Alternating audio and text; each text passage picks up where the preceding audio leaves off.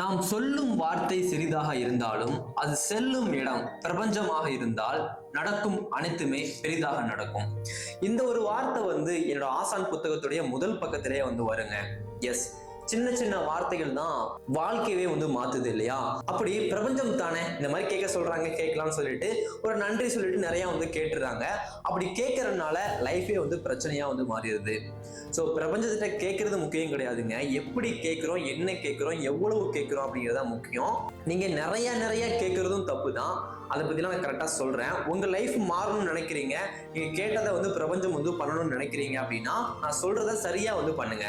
First கேட்க வேண்டியது மன்னிப்பு. என்ன ப்ரோ விளையாடுறீங்களா அப்படின்னா இல்லைங்க, நீங்க நிறைய பிரபஞ்சத்திட்ட கேட்டுட்டீங்க, கொஞ்சம் விஷயங்கள் நடந்திருக்கு, நிறைய நடக்காம இருக்கு, நிறைய பிரச்சனை கொடுத்துருச்சு அப்படின்னா நீங்க கேட்க தெரியாம கேட்டதுனால இதுல நடந்துச்சு இல்லையா? அப்ப நீங்க என்ன பண்ணணும் அப்படின்னா திரும்ப புதுசா ஸ்டார்ட் பண்ணணும். ஆல்ரெடி நிறைய கேட்டுட்டீங்க, உங்களுடைய பிரபஞ்ச ஜாதகத்துல நிறைய எழுதி வச்சுட்டீங்க, அதெல்லாம் எல்லாத்தையும் அழிச்சிட்டு பிரபஞ்சத்துக்கிட்ட மன்னிப்பு கேட்டுடணும். பிரபஞ்சமே, அதாவது காலையில 5 மணிக்கு எழுந்திருச்சு, பிரபஞ்சமே என்ன மன்னிச்சிரு, நான் தவறுதெல்லாம் கேட்டுட்டேன், கேட்க தெரியாம கேட்டிருந்தேன் அப்படின்னா என்ன சரியா வழி நடத்து. இந்த மாதிரி பிரபஞ்சத்துக்கிட்ட ஒரு மன்னிப்பு கேட்டுட்டு எழுதி வச்சுட்டு அதுக்கப்புறம் ஸ்டார்ட் பண்ணுங்க. அதுக்கப்புறம் புதுசா ஸ்டார்ட் ஆகும் உங்க லைஃபே. இது வரைக்கும் நடந்த பிரச்சனை எல்லாத்தையுமே விட்டுரும் பிரபஞ்சம், உங்க லைஃபை புதுசா ஸ்டார்ட் பண்ணி விடும். இது ஃபர்ஸ்ட் ஒண்ணுங்க. செகண்ட் ஒண்ணு நிறைய கேட்காதீங்க. நிறைய பேர் பண்ணக்கூடிய தப்பு லிஸ்ட் போடுற மாதிரி நிறைய கேட்டுக்கிட்டே இருப்பாங்க. எனக்கு நல்ல ஒரு வேலை கிடைக்கணும், நல்ல ஒரு பிசினஸ் பண்ணணும், வெளிநாடு போகணும், இந்த மாதிரி ஒவ்வொன்றா கேட்டுக்கிட்டே இருக்கிறீங்க அப்படின்னா பிரபஞ்சம் எதைதான் பண்ணும்? அது குழம்பி போடும் இல்லையா? ஸோ நம்மளும் தெளிவா இருக்காம பிரபஞ்சத்தையும் தெளிவுபடுத்தாம நம்ம லைஃப்ல நல்லதே பண்ண விடாம நம்ம பண்ணிக்கிட்டு இருப்போம். ஸோ இந்த மாதிரி நீங்க லிஸ்ட் போடுற மாதிரி மளிகை கடையில கூட ஒரு லிஸ்ட் போடுற மாதிரி நிறைய கேட்காதீங்க. ஒரு நாள் எழுந்திருச்சு காலையில எல்லாத்தையுமே கேட்கறீங்க அப்படின்னா எதுவுமே நடக்காதுங்க.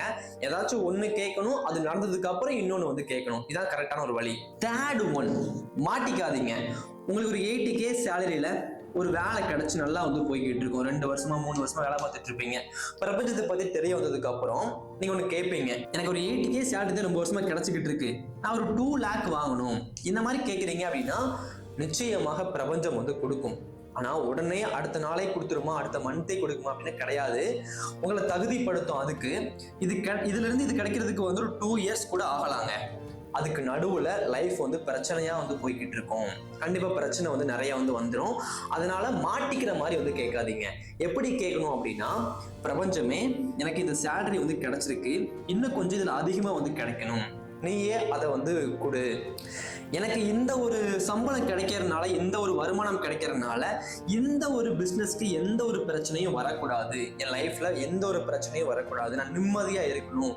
இந்த மாதிரி தெளிவா கேளுங்க. நான் முன்னாடியே சொன்ன மாதிரி பிரபஞ்சம் ஒரு குழந்தை.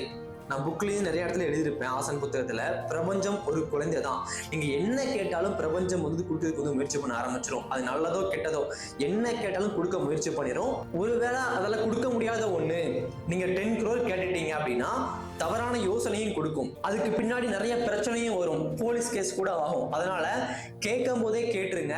எனக்கு பணம் கிடைச்சாலும் என்ன கிடைச்சாலும் நிம்மதி வேணும். நிறைய பேர் பிசினஸ்ல ஜெயிக்கணும்னு சொல்லி கேட்டுருவாங்க, பிசினஸ்ல நம்பர் 1 இடத்துக்கு போயிடுவாங்க, ஆனா ஃபேமிலி கூட இருக்காது, கடைசியில தனியா தான் இருப்பாங்க. இந்த மாதிரி நடக்கும். அதனால எது கேட்கறதா இருந்தாலும், கடவுளா இருக்கலாம், பிரபஞ்சமா இருக்கலாம், எந்த மதமா வேணாலும் இருக்கலாம், யார்கிட்ட எது கேட்கறதா இருந்தாலும் தெளிவா குழந்தைகிட்ட கேட்கிற மாதிரி கேளுங்க. நம்பர் 4, எப்படி ப்ரோ கேட்கறது? நோட்ல எழுதி கேட்கறதா, எந்த மாதிரி கேட்கறது? இந்த மாதிரி சில பேர் என்ன கேட்டிருந்தீங்க. என்ன மாதிரி கேட்கணும் அப்படின்னா, எனக்கு இது கிடைச்சிருச்சு, இந்த மாதிரி கேட்க கூடாதுங்க. நிறைய பேர் தவறுதலா சொல்லி தராங்க, எனக்கு இது கிடைச்சிருச்சுன்னு நம்புங்கன்னு சொல்லி சொல்றாங்க இல்லையா? அது தவறு. நீங்க கிடைச்சிருச்சுன்னு நம்புறீங்க, அதுக்கு நன்றி சொல்றீங்க அப்படின்னா பிரபஞ்சம் தான் கொடுத்துருச்சே, இன்னும் கொடுக்க முயற்சியே பண்ணாது பிரபஞ்சம். நிறைய பேருக்கு லைஃப்ல இது வேலை செய்யாம போறதுக்கான காரணம் அவங்க ஆல்ரெடி கிடைச்சிருச்சுன்னு சொல்லி நம்புறாங்க, சந்தோஷமா இருக்கிறாங்க. அப்படி இருக்கக்கூடாது. எனக்கு கிடைக்கும்னு சொல்லி ஒவ்வொரு நாளும் நம்பணுமே தவிர கிடைச்சிருச்சுன்னு சொல்லி நம்பக்கூடாது. நான் நிறைய வீடியோஸ் பார்த்திருக்கேன், எல்லாருமே சொல்லுவாங்க கிடைச்சிருச்சுன்னு சொல்லி நம்புங்க, நன்றி சொல்லுங்கன்னு சொல்லி சொல்லுவாங்க. அது தவறான ஒண்ணுங்க.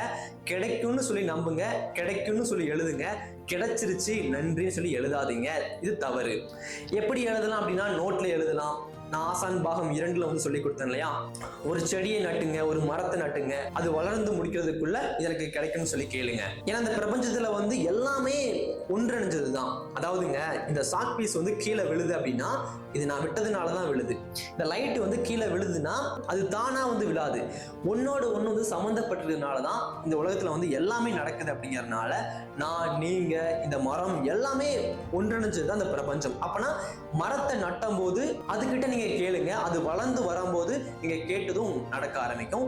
இதுவுமே ஒரு பரிகாரம் சொல்லி சொல்லுவாங்க. சித்தர்கள்லாம் வந்து ஒரு பரிகாரம், இத்தனை மரத்தை வந்து நட்டணும், 9 நவகிரக மரங்களை வந்து நீங்க நட்டினீங்க அப்படின்னா நல்லது நடக்கும்னு சொல்லி சொல்லுவாங்க இல்லையா, அந்த மாதிரிதான் இதுவும். 5th ஒன்னு தனிமைங்க. தனிமை தான் பிரபஞ்சத்து கூட பேசுறதுக்கு சரியான ஒரு நேரம், சரியான ஒரு இடம், சரியான எல்லாமே. தனிமையின் தாய் மடியில் வளர்ந்த அனைவருக்குமே என்னுடைய புத்தகங்கள் சமர்ப்பணம். இந்த மாதிரி ஒவ்வொரு புத்தகமும் எழுதும் போது நான் அப்படி போட்டு தான் கொடுப்பேன். எனக்கு தனிமை வந்து அந்த அளவுக்கு பிடிக்கும். என் லைஃப் வந்து மாறுது அப்படின்னா அதுக்கு தனிமை தான் காரணம். நிறைய யோசிக்க தான் நம்ம மூளை வந்து வளர்ச்சி அடையும். அப்படி தனிமை தான் என்ன அதிகமா வந்து யோசிக்க வச்சுச்சுங்க. ஸோ அதனாலேயே தனிமை எனக்கு ரொம்ப பிடிக்கும். பிரபஞ்சத்துக்கு கூட பேசுறதுக்கு சரியான டைமும் தனிமை தான். ஸோ ஒரு நாளைக்கு அட்லீஸ்ட் ஒரு 1 hour ஆச்சும் தனிமையில இருங்க. எல்லாரை விட்டையும் விலகி போயிட்டு தனிமையா ஒரு 1 மணி நேரமாச்சு இருங்க. உங்க லைஃப் வந்து சீக்கிரமா மாறுங்க. தனிமையில் இருந்தா மட்டும்தான் நீங்க யாரு அப்படிங்கிறது உங்களுக்கே தெரிய வரும். உங்க மனசு உங்ககிட்ட பேசுங்க. இல்ல அப்படின்னா நீங்க பண்ற தப்பு உங்க கண்ணுக்கே வந்து தெரியாம போய்கிட்டே இருப்பீங்க லைஃப்ல.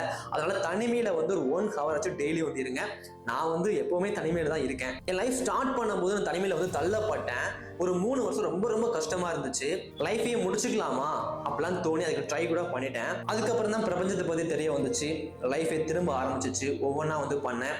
5 புத்தகம் எழுதி முடிச்சேன். என் லைஃப் வந்து எனக்கு பிடிச்ச மாதிரி அமைஞ்சிருச்சு. நான் கோடியா சம்பாதிக்கல. ஆனா ட்ரேடிங்ல வந்து ஒரு 10 லட்ச ரூபா வச்சு ஒரு பிசினஸ் பண்ணா எவ்வளவு கிடைக்கும், அவ்வளவு கிடைக்குது. நான் புத்தகம் எழுதிக்கிட்டு இருக்கேன், அது மூலியமா வருமானம் கிடைக்குது. நான் என்ன ஆசைப்பட்டனோ அது வந்து பிரபஞ்சம் வந்து கொடுத்துக்கிட்டு இருக்கு. இந்த தனிமை மூலியமா தான் என் லைஃப் வந்து மாறுச்சு. அதனால தனிமையில வந்து அதிக நேரங்கள் வந்து இருக்க பாருங்க. நான் இன்னொன்னு கூட எழுதியிருப்பேன் ஆசான் புத்தகத்துடைய கடைசி பக்கத்துல, மனிதர்களிடம் அதிகம் பேசுவதை விட உன் மனதிடம் அதிகம் பேசு. மனிதன் உதவாவிட்டாலும் உன் மனது உனக்கு உதவும். இதை நான் ஃபாலோ பண்றேன், நீங்களும் ஃபாலோ பண்ணுங்க. அடுத்த வீடியோல பார்க்கலாம். தேங்க்யூ.